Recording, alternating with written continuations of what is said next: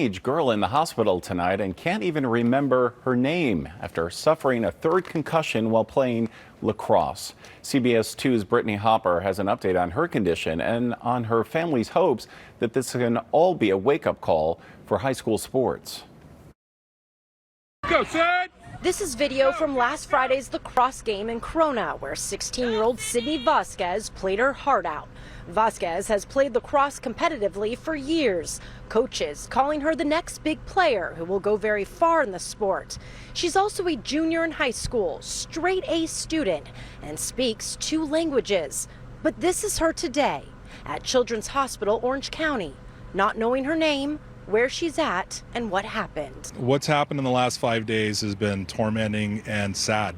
To see somebody who is so funny and bright and charismatic go to a point where she doesn't remember her friends, she doesn't remember her family. Sydney's father, Carlos Vasquez, says this has been devastating on him and his family. He was at her game along with his wife, as they always are for Sydney's games. He said Sydney had suffered 2 prior concussions while playing lacrosse, but nothing like this.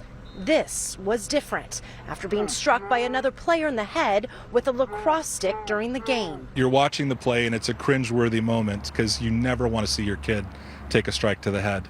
But this is lacrosse. This is what girls do. But according to Vasquez, what most of the girls don't do is wear helmets. Dr. Yashar, a neurosurgeon who isn't treating Sydney, says wearing a helmet, especially for adolescents in sports, is the #1 way to avoid risks of a concussion. I think it's really important that we focus on children because any kind of head injury, especially repeatedly, can put them at risk for additional injuries in the future. So it's very important to be aware of concussion signs and symptoms and do what we can. I think prevention really is the #1 step in concussion care. And that's exactly why Vasquez is telling his daughter's story.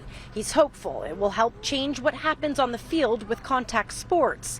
He hopes every player will eventually be required to wear a helmet. But for now, his focus is on his daughter's long road to recovery. They're saying that the recovery is going to be difficult. They're saying it's going to be long. It could be anywhere from 3 months to a year. My goal at this point is for her to find all of the things that she lost. Vasquez says his daughter still remains hopeful and a good personality even through all of this right now. The family is also hopeful that she will be leaving the hospital tonight. In Orange County, I'm Brittany Hopper, CBS 2 News.